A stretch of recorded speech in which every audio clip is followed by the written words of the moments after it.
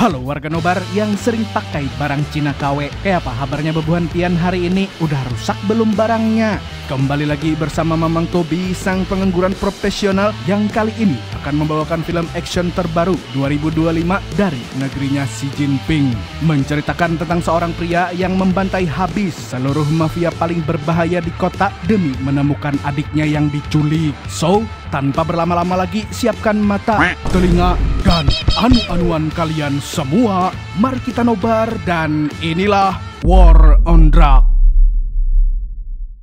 Di awal film, sekelompok gangster yang dipimpin oleh pria bernama Daoba terlihat mendatangi sebuah gedung terbengkalai. Mereka langsung mempersiapkan senjata sebelum bertemu seseorang. Dia adalah ketua gangster pengedar barang haram terbesar dan terkeji di kota yang dijuluki Pak Tua atau kita sebut saja Panjul. Mereka lalu melakukan transaksi serbuk ajaib yang langsung dicoba oleh Daoba saat itu juga. Namun, Daoba tidak mau membayar. Saat mereka hendak pergi, orang yang terlihat kayak Sumanto ini menghadang jalan. Dan sesaat kemudian, pergelutan pun dimulai.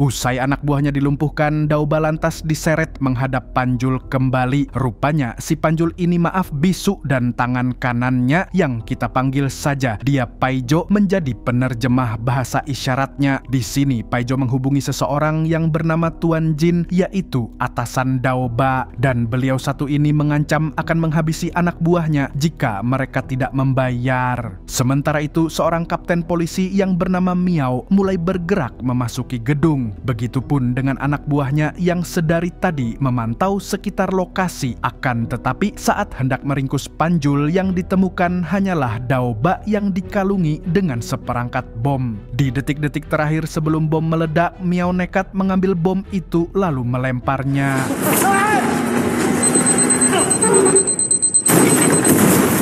Alhasil, dia terkena dampak ledakan meskipun tidak parah. Kemudian saat dia lengah, Panjul dan Paijo muncul. Tapi anehnya, Panjul melarang Paijo menembak Miao dan malah mengajak Paijo segera pergi dari sana. Mengetahui targetnya kemungkinan belum jauh dari gedung, Miao langsung memerintahkan tim untuk segera mengepung mereka. Kemudian saat Miao memasuki sebuah area, tiba-tiba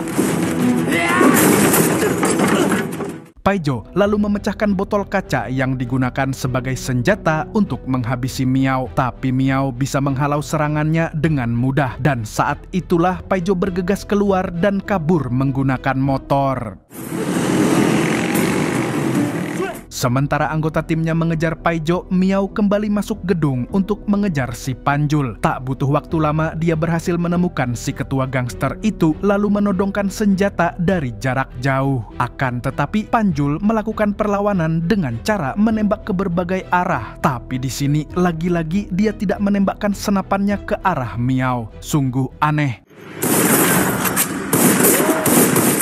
Berkat tembakan itu, Miao menjadi lengah dan berakhir kehilangan Panjul. Operasi kali ini pun gagal sehingga Miao tampak sangat kecewa. Setelah itu, Miao dan rekannya yang bernama Lao menginterogasi Daoba di kantor polisi. Di sini, mereka mencurigai Tuan Jin sebagai dalang di balik sindikat peredaran barang haram. Namun, Daoba menyangkal dan malah menantang para polisi itu untuk menangkap Tuan Jin jika memang ada buktinya. Maka Miao langsung menunjukkan foto seorang pria gondrong bernama Wang Hai. Pria itu diduga menjadi target penjualan barang haram gangsternya Daoba. Seketika Daoba jadi kicep dan terlihat cemas. Tapi karena Daoba tetap bungkam, Miao lantas menyuruh Lao untuk mengawasi Wang Hai. Di sisi lain, sang kepala polisi yang bernama Zuang mendengar tentang kegagalan penggerebekan itu. Sontak beliau marah besar dan dengan tegas memerintahkan seluruh anggotanya untuk menumpas habis pelaku peredaran barang haram di kota Mobei. Kemudian kita beralih ke Panjul yang sedang asik ngudut, tiba-tiba mendengar rintihan dari arah kamar adiknya yang bernama Feng Ling. Rupanya Feng Ling kesakitan karena telah kecanduan serbuk ajaib. Panjul yang tidak tega mendengar rintihan sang adik pun berniat memberikan suntikan penenang. Namun Feng Ling menolak dan memilih berdamai dengan rasa sakit. 我想回福利院看看。 Di tempat lain, Miao terlihat sedang meratapi sebuah foto usang, di mana dalam foto itu ada dirinya di masa kecil bersama seorang anak laki-laki dan perempuan. Nah, mari saya ajak warga Nobar semua untuk flashback ke masa lalu, yaitu saat Miao masih menjadi bocah yang tinggal di panti asuhan. Saat itu dia mendengar pembicaraan para orang tua soal penculikan adiknya, dan ternyata adiknya itu adalah Feng Ling. Selama 15 tahun, Miao mencoba mencari keberadaan sang adik, yang mana berdasarkan info terakhir Feng Ling dibeli oleh seorang mafia barang haram. Itulah alasan kenapa Miao ingin menjadi polisi, yaitu karena dia bertekad membantai habis seluruh pengedar narkoboy demi menemukan adiknya. Usai mengingat momen itu, besoknya Miao semakin bersemangat untuk mengejar target utamanya, yaitu Panjul. Namun sebelum itu dia perlu menangkap Wang Hai untuk dimintai keterangan. Akan tetapi saat ini Wang Hai sedang disiksa oleh Tuan Jin, dan di sini terungkap ternyata Tuan Jin bukan laki-laki melainkan mbak-mbak biduan yang dibalik kecantikannya menyimpan kekejaman yang mengerikan. Wang Hai啊，没有人比我金爷还狠。 Tak lama Miao datang dan menyelamatkan Wang Hai. Dia juga menginterogasi Tuan Jin soal kejahatannya sebagai pengedar barang haram. Namun pihak kepolisian tidak punya cukup bukti untuk menangkapnya. Alhasil dia belum bisa menangkap wanita itu. Setelah Miao CS pergi, Tuan Jin menyuruh anak buahnya untuk mencari Panjul demi mendapatkan barang haram yang dia mau.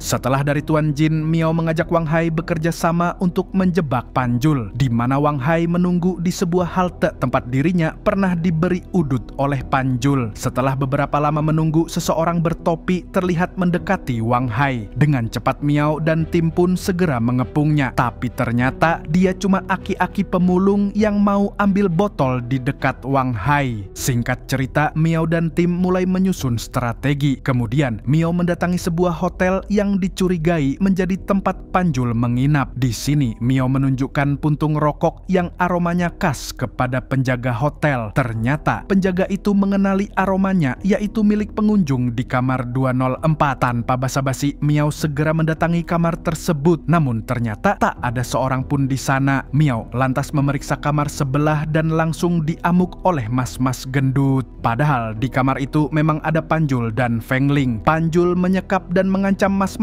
beserta istrinya menggunakan senjata sehingga mereka tidak memberitahu keberadaannya kepada Miao. Tapi tiba-tiba sebuah tembakan terdengar dari luar hotel yang membuat Miao segera pergi untuk mengeceknya.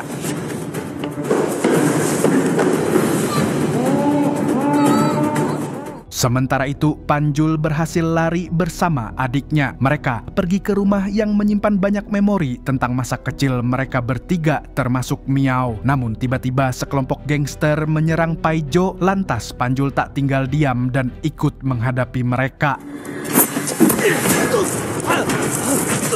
Panjul berusaha mengamankan adiknya selagi Paijo mengatasi anggota gangster di luar rumah.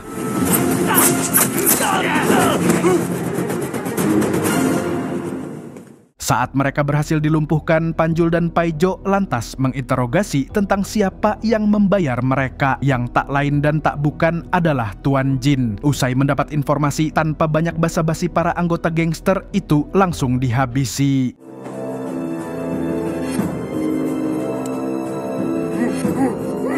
Beberapa saat kemudian, ayah angkat Panjul dan Feng Ling yang bernama Ayah Long datang. Dia ingin melihat Feng Ling tapi sempat dilarang oleh Panjul. Namun Panjul tak bisa melawannya sehingga Ayah Long akhirnya diizinkan menemui Feng Ling. Melihat Feng Ling mengalami serangan panik tapi malah berhenti memakai barang haram, Ayah Long tidak menyukainya. Dia lantas memberikan suntikan yang seketika membuat Feng Ling lebih tenang.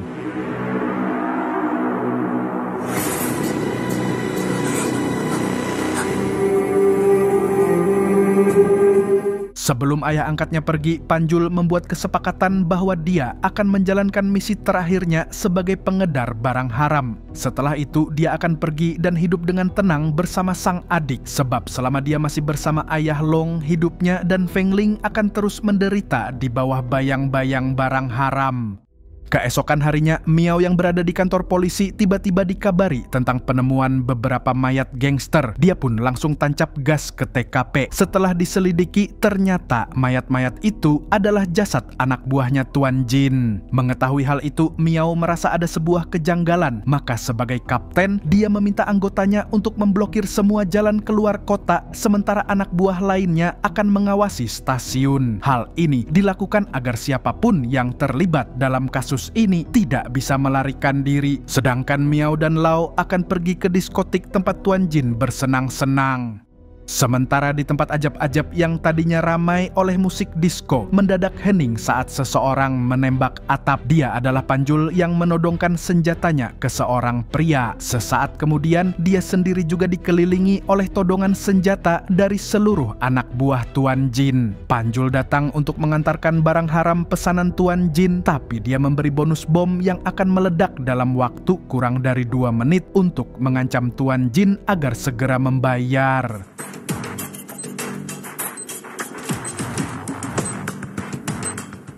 Rupanya itu adalah misi terakhir yang dimaksud Panjul tadi, dan setelah mendapatkan uang dari Tuan Jin, Panjul segera mengantarkannya ke Ayah Long. Dia lalu menagih janji Ayah Long yang akan melepaskan dirinya bersama Feng Ling. Awalnya, si mafia barang haram ini tak membiarkan Panjul pergi begitu saja, tapi Panjul mengancam dengan granat di kedua tangannya.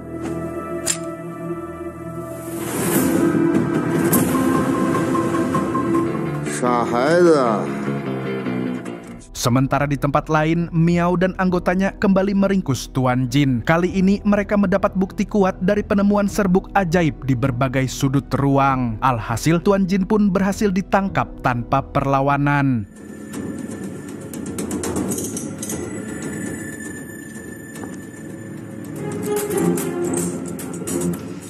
Setelah Tuan Jin ditangkap, sekarang tinggal Panjul yang kemungkinan akan segera kabur. Lantas Miao dan timnya bergegas menuju stasiun sebelum pentolan gangster itu melarikan diri. Perkiraannya benar karena sekarang Paijo dan Feng Ling telah tiba di stasiun. Beberapa saat kemudian Panjul menyusul setelah menuntaskan urusannya dengan Ayah Long. Akan tetapi Miao CS sudah memantau area stasiun dan berusaha mencari Panjul di tengah kerumunan. Menyadari hal itu, dengan bahasa isyarat Panjul menyuruh adiknya dan Paijo untuk pergi duluan. Tembakan Panjul semata-mata digunakan untuk mengalihkan perhatian Miao CS. Dengan begitu, Miao CS akan mengejarnya sehingga Feng Ling dan Paijo dapat segera naik kereta. Awalnya, Feng Ling tak rela meninggalkan kakaknya berjuang sendirian. Namun, Paijo menyeretnya secara paksa. Lalu di dalam kereta, Feng Ling tak berhenti menangis hingga tiba-tiba sesosok misterius mencoba menghabisi Paijo, dan saat Paijo terpojok, Feng Ling pun melakukan hal ini. Hal itu justru memancing amarah si orang misterius yang kemudian langsung menyerang Feng Ling. Beruntung Paijo lekas bangkit dan menghajarnya. Naasnya, Paijo berakhir tewas dalam penyerangan itu. Dia pun menyuruh Feng Ling untuk segera melarikan diri. Dan ternyata orang misterius tadi adalah orang suruhannya Ayah Long. Kembali ke stasiun di mana akhirnya Miao melihat langsung bagaimana wajah Panjul. Dia pun seketika syok berat sebab wajah itu mengingatkannya dengan sosok penting di masa lalu. Dan orang itu adalah kakaknya yang bernama Lei Ting. Dan yang membuat Miao sangat syok ialah karena Lei Ting dulu dinyatakan meninggal akibat dibunuh oleh pengedar narkoboy. Tapi ternyata kakaknya itu masih hidup dan kini menjadi buronan yang dikejar-kejar oleh Miao. Padahal alasannya menjadi polisi dan bertekad memberantas pengedar barang haram, yaitu karena dia ingin memberikan keadilan untuk kakak dan adiknya.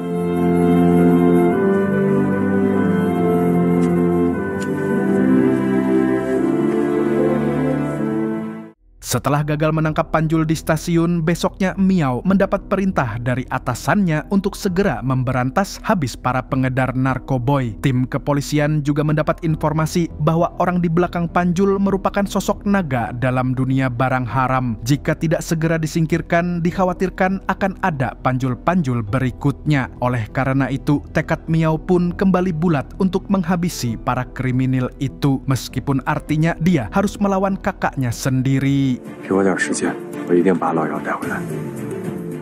Tak berselang lama, Miao mendapat pesan dari nomor misterius yang mengatakan bahwa dia menunggunya di rumah. Miao pun langsung OTW ke tempat yang dimaksud, yaitu rumah yang menyimpan banyak kenangan masa kecil dirinya bersama Pengling dan Panjul. Namun, sampai di depan rumah, Panjul menghadangnya. Setelah belasan tahun terpisah, mereka berdua kini dipertemukan dalam situasi saling menodongkan senjata.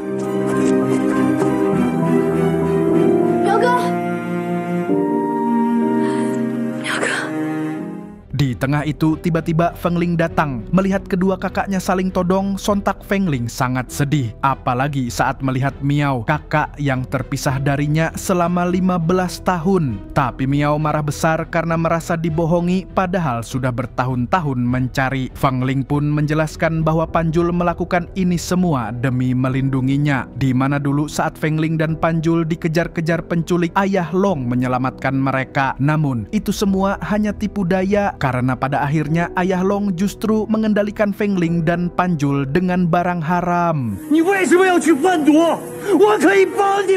Di sini juga terungkap bahwa sebenarnya Panjul selalu mendukung Miao masuk ke akademi polisi. Maka kini Feng Ling berharap Miao mau memaafkan dirinya dan Panjul, lalu mereka bisa berkumpul kembali. Namun sebagai polisi yang jujur dan gak korup, Miao tetap akan menangkap Panjul. Saat itulah Panjul menyesali semuanya. Dia menyalahkan dirinya sendiri atas apa yang terjadi dalam hidup kedua adiknya. Dia kemudian berniat COD sama malaikat maut dengan menembak kelapanya sendiri. Tapi sebelum hal itu terjadi, tiba-tiba mereka diserang oleh sekelompok gangster dan aksi saling serang pun berlangsung secara brutal.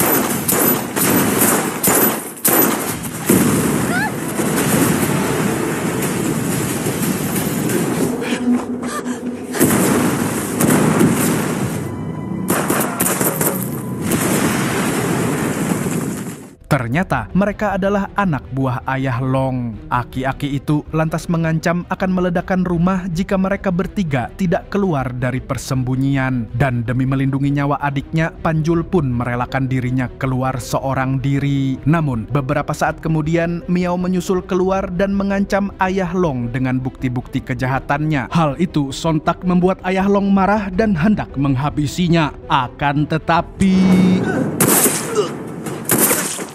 setelah menembak Panjul dan Miao, Ayah Long menyekap Feng Ling dan menyuruh Panjul untuk membunuh Feng Ling. Tentu saja Panjul menolak, alhasil Ayah Long memberi sebuah peringatan.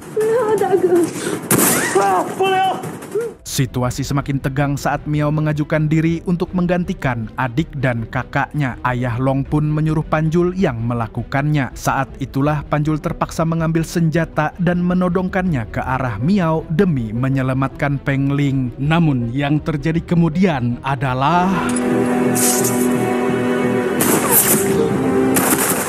Ayah Long pun tewas seketika, sementara Panjul terkena tembakan dari anak buah Ayah Long. Di waktu yang bersamaan, para polisi datang untuk meringkus Panjul. Di akhir film terlihat Feng Ling dan Miao yang akhirnya kembali berkumpul. Mereka berdua kemudian mengunjungi Panjul yang kini menjadi tahanan.